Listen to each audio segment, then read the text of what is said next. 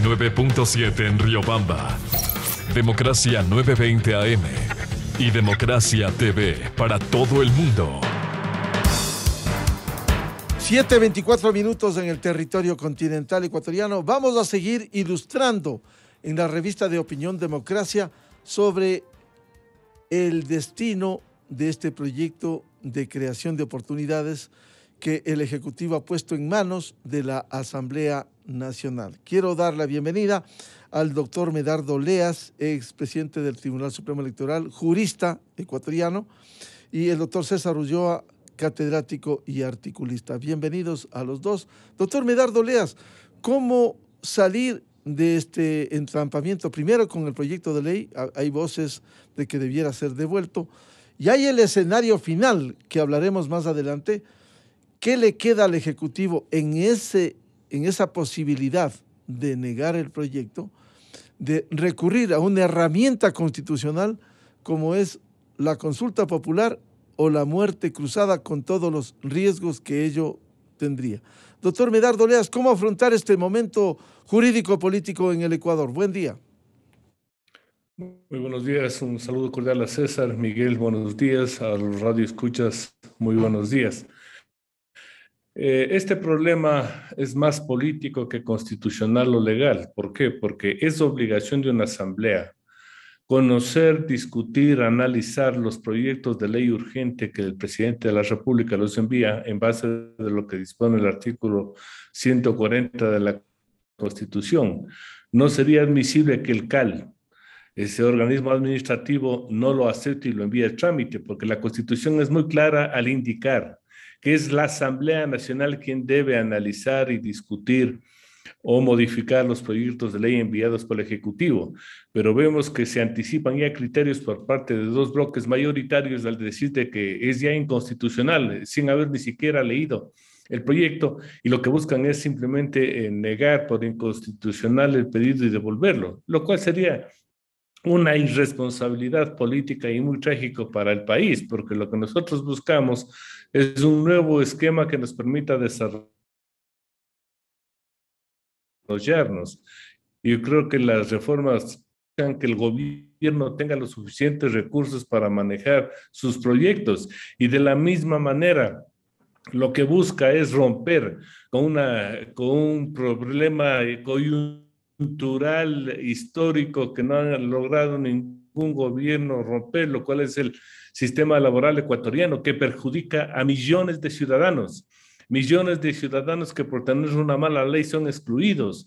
Una ley que es extremadamente garantista, pero garantista para los que tienen trabajos. Y si las estadísticas nos dicen que solo 2 millones tienen trabajo y 8 no tienen millones, se debe entender que la Constitución es progresiva en generar las disposiciones legales que garanticen precisamente la estabilidad de los derechos para todos.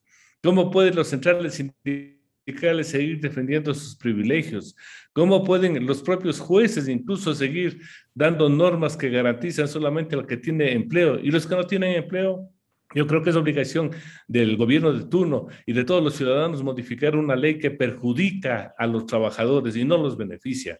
Si es una ley para privilegiados, bueno, mantengamos el estatus, mantengamos el esquema, pero no permitamos que 8 millones de ciudadanos que viven en el desempleo, en el subempleo, en el desempleo mismo, sigan subsistiendo con menos de 2, 3, 4 dólares diarios.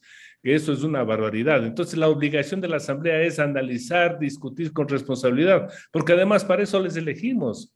No se les eligió para hacer una oposición ciega al gobierno de turno o para naturalmente tratar de imponer todas sus tesis y todos sus programas que buscan desestabilizar para pescar a río revuelto. Ese no es el Ecuador que queremos ni los asambleístas que queremos.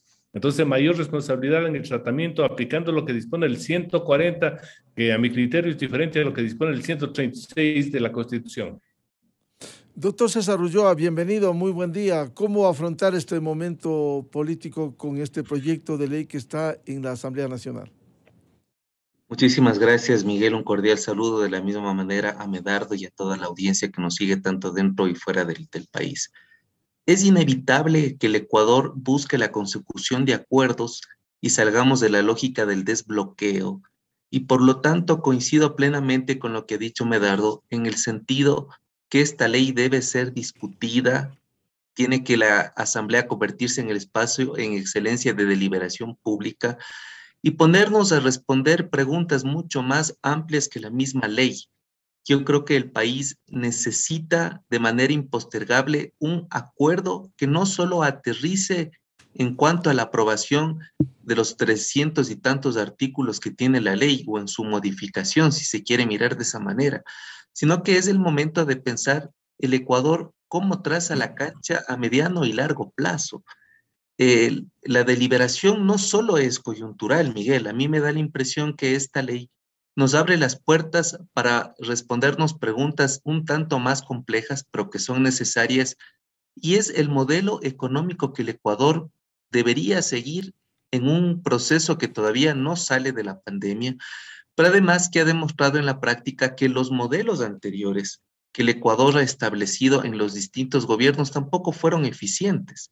Es decir, esta ley nos pone en discusión, en agenda, no solo la reactivación del trabajo, no solo lo que significa una política nueva en términos tributarios, incluso en los otros temas que la ley aborda. Creo que es importante que la sociedad en su conjunto, en algún momento expresada en la Asamblea con la representación política, pero la sociedad en su conjunto, se plantee esta ley a dónde nos conduce. Y yo creo que es el momento de destrabar la política. A mí me da la impresión que esta oposición, a mi modo de ver, injustificada, porque tampoco escucho todavía argumentos lo suficientemente sólidos, solventes, contundentes para el bloqueo, que esta oposición injustificada no permite que el país vaya a ningún lugar. Creo que la democracia gana en calidad, gana en salud en el momento en que se ponga en discusión los temas, pero yo creo que la Asamblea tiene una oportunidad enorme, no solo de reivindicarse en cuanto a la falta de aprobación y credibilidad que atraviesa en tan corto tiempo desde la posesión de los asambleístas, sino que la reivindicación de la Asamblea tiene que ser con la sociedad en su conjunto. Es decir, los espacios en donde se debe discutir esta ley son los espacios a los cuales debe concurrir los distintos sectores, la academia, las organizaciones de la sociedad civil. Es decir, la Asamblea tiene una gran oportunidad de decirle al país por qué es el primer poder del Estado, por qué es la función más protagónica. Y a mí me da la impresión que hay la posibilidad de incluir, de incorporar varios aportes en el sentido de mejorar esta ley. El Ejecutivo no dijo en ningún momento que la ley hay que aprobar como está. El Ejecutivo ha hecho la presentación de una ley que tiene que indudablemente pasar por distintos filtros, y ese pasar por distintos filtros quiere decir que la sociedad debe también asumir esta responsabilidad y junto con los asambleístas de las distintas bancadas, tratar de mejorar este cuerpo, que insisto, este cuerpo legislativo nos da la posibilidad de pensar el modelo económico que el país requiere hacia futuro, Miguel. César, ¿cómo destrabar la política, como usted dice? Porque el Ecuador necesita eso. Bueno, yo creo que aquí hay dos caminos. La una es desatar el nudo, y para eso muchas de las veces hay que llamar a quien hizo el nudo, porque a veces tenemos, ¿no es cierto?, esa idea de poder desatar los nudos cuando ni siquiera sabemos hacerlo. Y la otra es cortar el nudo.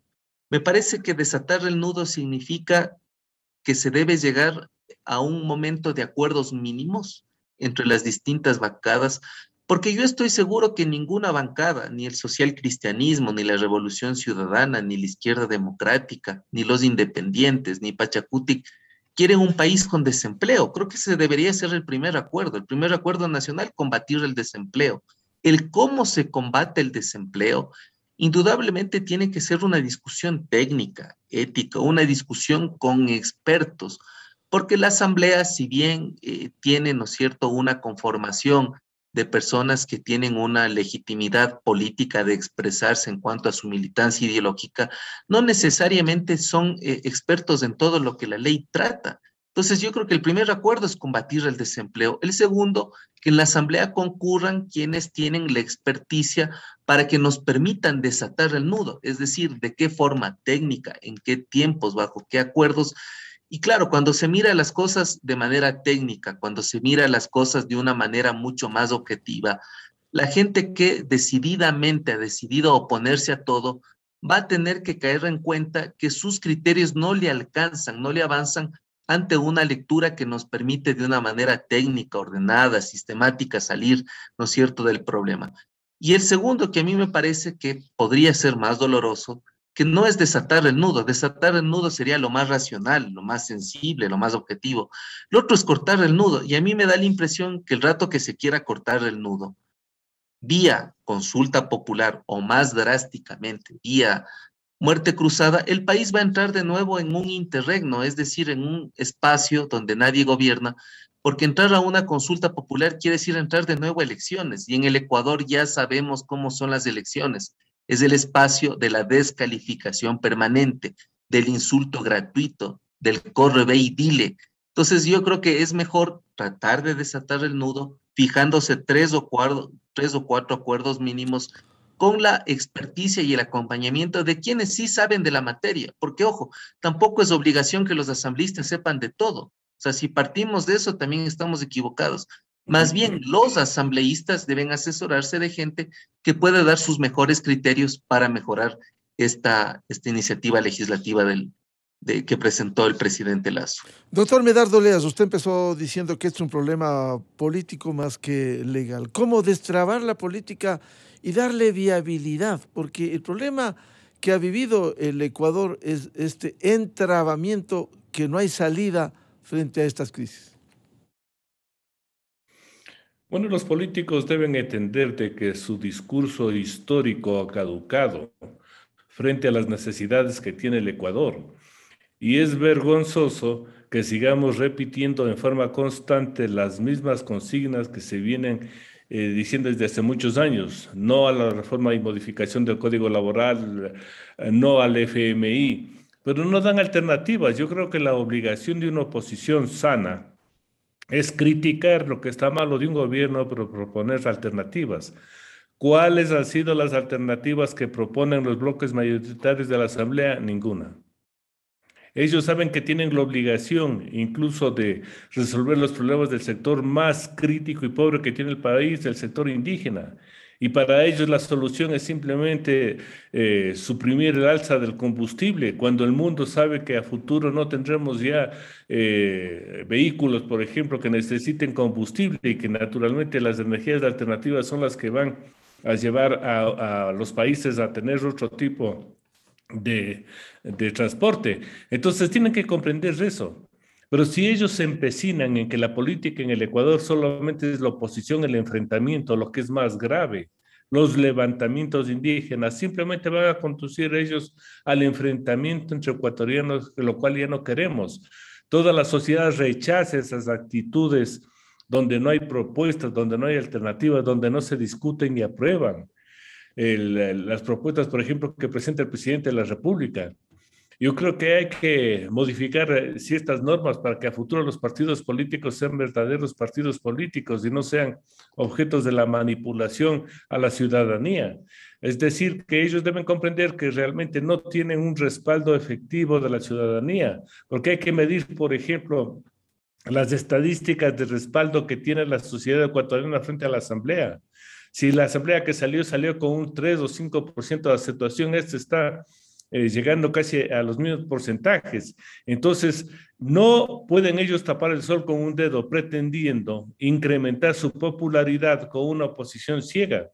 Hay que recordarles en forma puntual su obligación de cumplir la Constitución.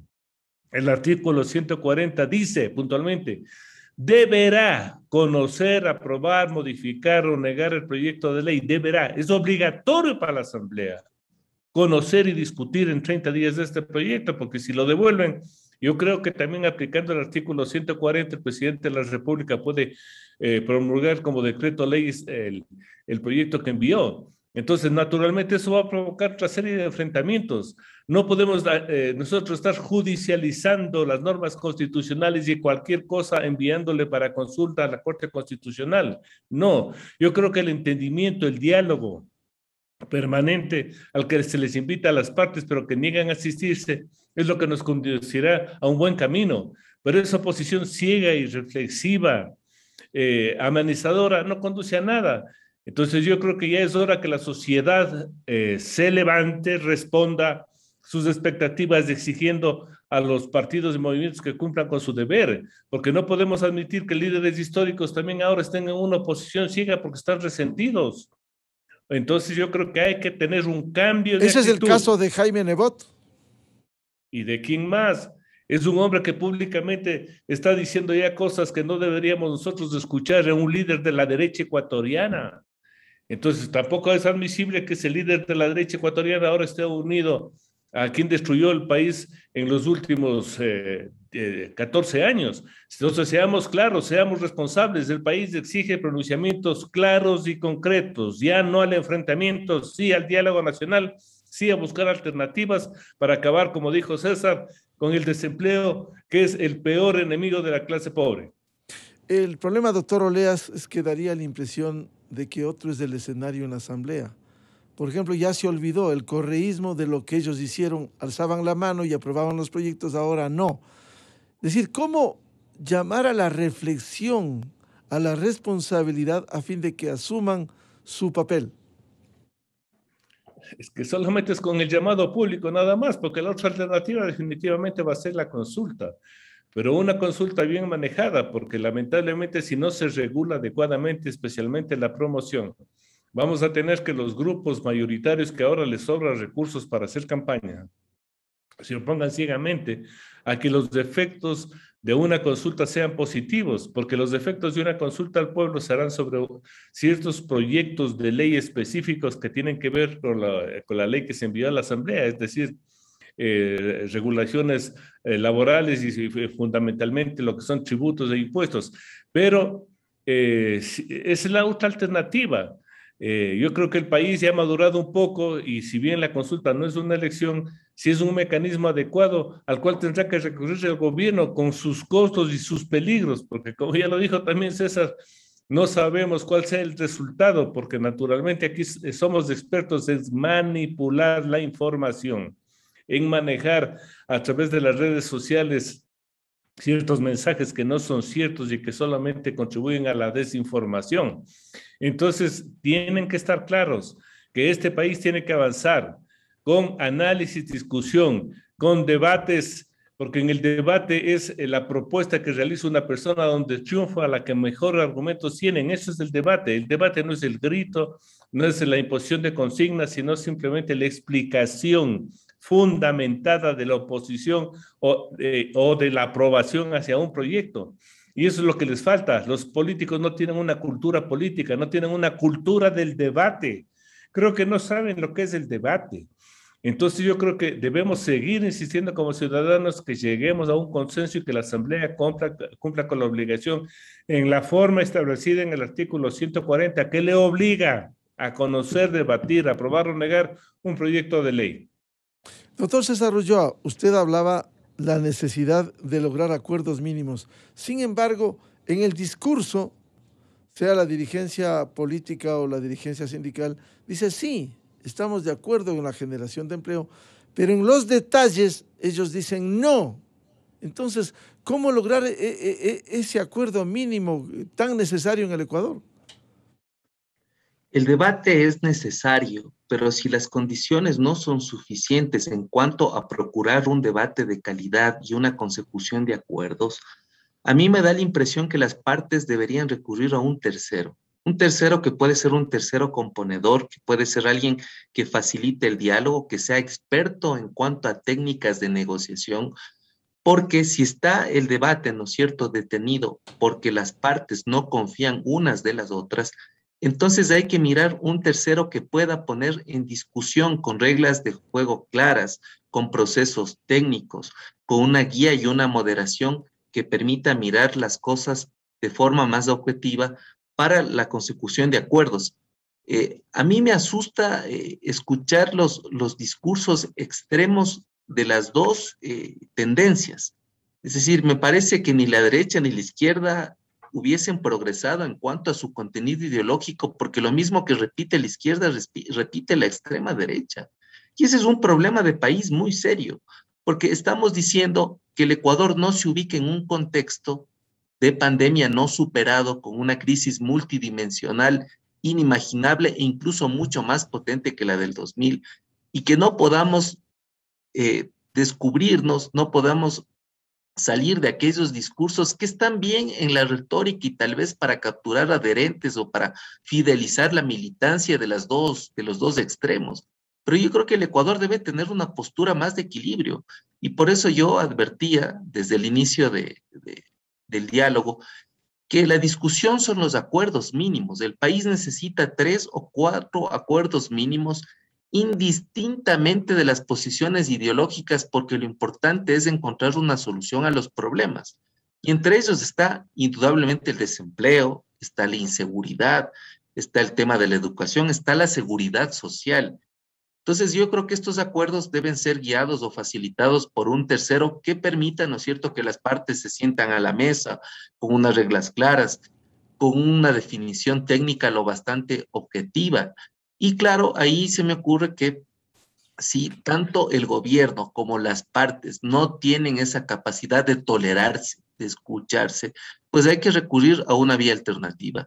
Por eso nosotros insistimos desde varias organizaciones de la sociedad civil, con mucha contundencia, que es necesario un pacto social que le permita trazar la cancha al país en 3 o 4 cosas, y ya lo otro se va discutiendo, se va mejorando, se busca los instrumentos, las herramientas. Pero yo creo que el Ecuador también debe repensarse en este proceso el tipo de liderazgo político que tenemos, ¿no? A mí me asusta, me aterra escuchar que en siglo XXI, después de un proceso tan agotador, tan agobiante, tan doloroso de pandemia, sigamos con esta construcción de liderazgo que bloquea todo, que no permite nada, que trata de fidelizar a sus bases con discursos que no compadecen con los retos, con los desafíos, con los riesgos que tiene la sociedad actual.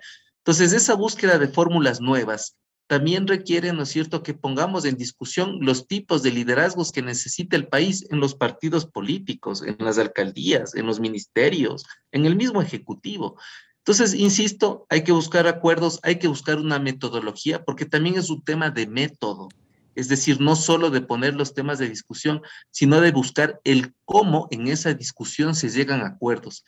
Y si el gobierno ha agotado el método, y si la oposición ha agotado el método, pues ahí hay que buscar un tercero que dé luces en cuanto a método, a negociación, a facilitación, y que le sienta a la mesa a los actores del conflicto con la finalidad de buscar de una manera pedagógica, sensata, con reglas éticas, por supuesto, que se puede encontrar en cuanto a soluciones de una ley que, insisto, en sus 300 y tantos artículos nos lleva a distintas materias, pero que nos está diciendo que más allá del tema laboral, la discusión es hacia dónde se conduce el país, por lo menos en los siguientes años, ¿no? César, si se recurre a un mediador, ¿quién podría ser? Porque el tiempo corre, estamos en la práctica con un proyecto urgente en materia económica para hacer entender a las partes la necesidad de llegar a estos acuerdos.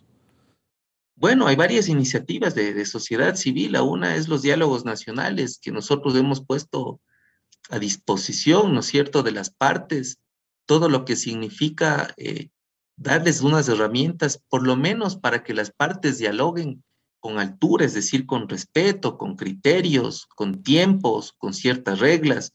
Y yo creo que el Ecuador debe ir buscando estos interlocutores válidos. A mí me parece que hay un problema también en los problemas del Ecuador, y es que no encontramos los interlocutores válidos, es decir, aquellos que permiten que las partes en controversia lleguen por lo menos a saludarse, lleguen por lo menos a respetarse, lleguen por lo menos a tener una conversación de altura. Son 30 días que van a correr en la medida que el CAL lo califique, porque nosotros estamos ahora suponiendo que ya lo califica, si es que hay una calificación del CAL. Y en esos 30 días yo creo que se pueden establecer mesas de trabajo en donde, con apoyo de la sociedad civil, con apoyo de alguna cooperación, me imagino, internacional, se puede establecer alguna mesa para que se avance en una discusión en donde no entre el reparto, en donde no entre la clientela, en donde no entre una política asistencial, que más bien desdibuje la ley y convierta la ley en un Frankenstein, que es lo que tampoco queremos, Miguel. Doctor Medardo Oleas, en el escenario que la Asamblea pase el primer filtro, el CAL, como usted bien ha invocado el artículo 140, pero finalmente terminen negándole y el país no encuentra soluciones al problema del desempleo y a la crisis económica. ¿Cuál es el mecanismo de salida?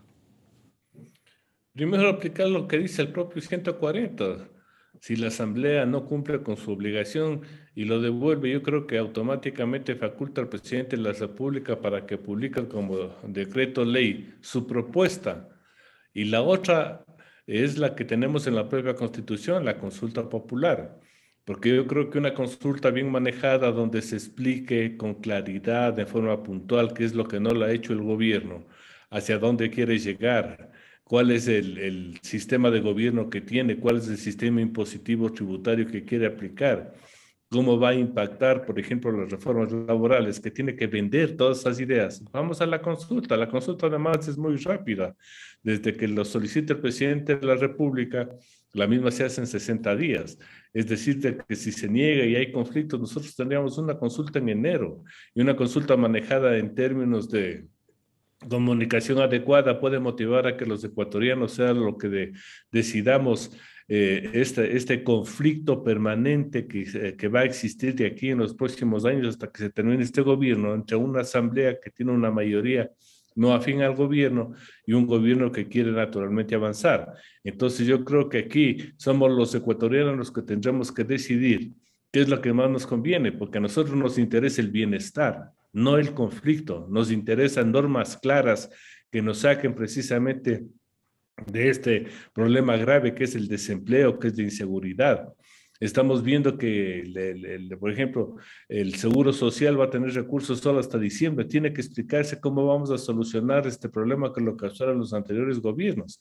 Es decir, que solamente el único mediador legítimo será el pueblo ecuatoriano, pero como naturalmente los expertos en la manipulación intervendrán en una consulta para distorsionar el mensaje claro, ahí tendremos que acudir precisamente a los medios de comunicación para ir explicando en forma clara, precisa, los alcances de una consulta, porque solo son los medios de comunicación los que prestan esa facilidad y llegan a los ciudadanos. Los partidos políticos no tienen canales adecuados para llegar.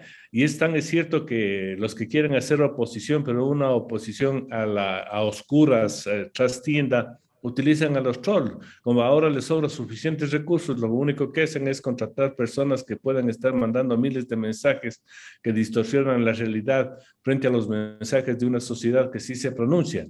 Entonces, estas son las alternativas, pero nuevamente invocamos públicamente a los miembros de la Asamblea Nacional a que cumplan con su obligación legal y constitucional de dar solución a los problemas que tiene el país. Si ellos en todo el tiempo que han estado no han presentado un solo proyecto para combatir el desempleo, no han presentado un solo proyecto para combatir la inseguridad pública que es alarmante y está llegando a extremos inconcebibles con el ingreso del narcotráfico, si no han dado una solución a lo que es capitalizar al Seguro Social para que no quiebre, porque ahí están los recursos de los ecuatorianos que aportamos para tener una jubilación digna. Si no podemos ni siquiera modificar un proyecto de ley o analizar un proyecto de ley que busca mejorar la educación, presentado por el presidente de la República, pero bueno, ¿a dónde vamos? Nadie les está pidiendo que acepten una propuesta o una visión que puede tener el presidente de la República, sino que analicen, discutan. Y naturalmente, si no están de acuerdo con una propuesta, den una alternativa. Esa es la obligación de la Asamblea. La Asamblea no puede estar para los escándalos permanentes. Ahora solo hemos visto escándalos tras escándalos, denuncias que se presentan entre ellos, donde se descalifican. Y naturalmente ese tipo de política tiene que acabar en el Ecuador. El ecuatoriano es un ciudadano, está conformado por ciudadanos que respetan a la Constitución, respetan a la ley, pero al parecer la clase política le importa lo que dice la Constitución y la ley, porque solo tienen por delante las consignas políticas. Entonces, ¿cumplen su deber o nos vamos a consulta que yo no le veo ninguna otra salida? ¿Y la mediación de la sociedad civil o de expertos en esto, doctor Oleas, como decía César? Siempre ha sido válida. Y en la mediación, por ejemplo, en todas las mesas de trabajo han estado los políticos, han estado sentados. Pero una cosa es lo que dicen en las mesas de trabajo y otra es lo que van a hacer en la asamblea. Ellos están buscando cómo acabar con el opositor, a quien no le miden como un contrincante político, sino como un enemigo. Y eso tiene que terminar.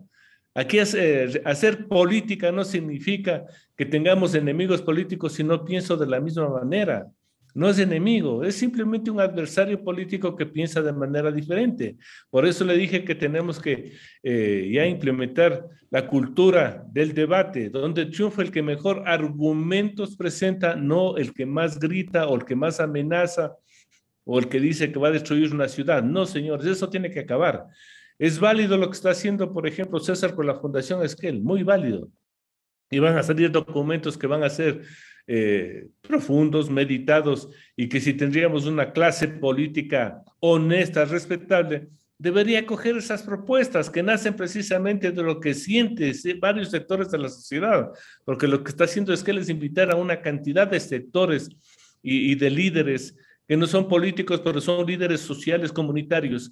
Pero al parecer eso no tiene la trascendencia que debería tener, no llega a los oídos de los políticos profesionales que buscan o tienen otros intereses. Doctor César Ulloa, como bien invocaba Medardo Leas, ustedes han realizado talleres, han realizado reuniones. ¿Cómo lograr que esos buenos productos, buenos documentos sean acogidos, viabilizados? Esa mediación de la que usted habla, ¿por qué vía sería? Bueno, lo que nosotros hemos de manera insistente dicho es que tiene que haber una interlocución directa, clara, técnica, ética entre el poder político y la sociedad. Cada vez es más distante la relación que existe entre las organizaciones políticas, partidos y movimientos y la sociedad civil. Claro, es que hay una obligatoriedad de que el pueblo se exprese en las urnas, lo que no quiere decir que esa misma expresión vaya de la mano con el nivel de aceptación y credibilidad que tienen los partidos y movimientos. Y creo que ahora es el momento en el Ecuador de hacer una tregua política. La tregua no quiere decir hacernos los locos con los temas de corrupción e impunidad. Tregua no quiere decir hacernos de la vista gorda de una serie de problemáticas que las tenemos al frente. Pero una tregua sí quiere decir bajar los ánimos, equilibrar la temperatura y pensar en el país, en un país que está devastado, Miguel. Yo a veces escucho estos discursos exacerbados de las partes, de las dos partes, de las dos tendencias, en donde no hay misericordia con lo que sucede en cuanto a la situación económica que el Ecuador atraviesa. 7 de cada 10 personas no tienen empleo. Primer país con desnutrición crónica infantil. Primer país con niñas y adolescentes embarazadas. País donde tiene entre sus principales causas de muerte en los jóvenes el suicidio. ¿Qué tipo de país tenemos? Entonces, si los actores políticos de las distintas tendencias, llámese correísmo, social cristianismo, izquierda democrática, creo, independientes, Pachacuti, no tienen amor propio por el país, porque ahí hay un problema de amor propio. Si los políticos no tienen un amor propio por aquello que nos sucede a diario y no tenemos la capacidad de tener una tregua, tregua quiere decir no diplomacia del micrófono, tregua quiere decir no insultos, tregua quiere decir reconocer al otro en la posibilidad de que pueda tener argumentos válidos. Y ese es el mensaje que nosotros estamos todo el tiempo transmitiendo desde el proyecto de diálogos nacionales, un pacto social por el Ecuador. Y no nos cansaremos de decir que el país debe entrar en una profunda actitud de generosidad para sacarle adelante. Aquí, Miguel, hay 2 escenarios y no quiero ser dramático. La una es desactivar la bomba, y desactivar la bomba quiere decir que califique el CAL, y estoy completamente y al 100% a favor de lo que ha dicho Medardo. La asamblea, ¿no es cierto?, es el espacio de deliberación por excelencia, y el otro escenario es que explote la bomba. Si este proyecto no es debatido, no es deliberado, entramos a un tema de convulsión social inédito. A mí me da la impresión que cómo están los ánimos y las distintas amenazas que se presentan de manera diaria de los diferentes sectores. Esto puede explotar cualquier momento. O sea, basta que alguien encienda la mecha si no tenemos conciencia como país que estamos a las puertas de un Estado fallido, es decir, de que cada cual se gobierne de la manera que considere, que cada cual crea su propia ley o ejerza la ley como considere. Entonces, yo creo que hay que tomar medidas inmediatas, necesarias. Mi llamado como ciudadano, porque no tengo ninguna representación política, ni tampoco adscribo alguna, mi llamado como ciudadano, dentro de los muchos ciudadanos que queremos lo mismo, es que las fuerzas políticas equilibren sus actitudes. Me parece que hay que tener correspondencia, consistencia con el contexto tan dramático que vivimos.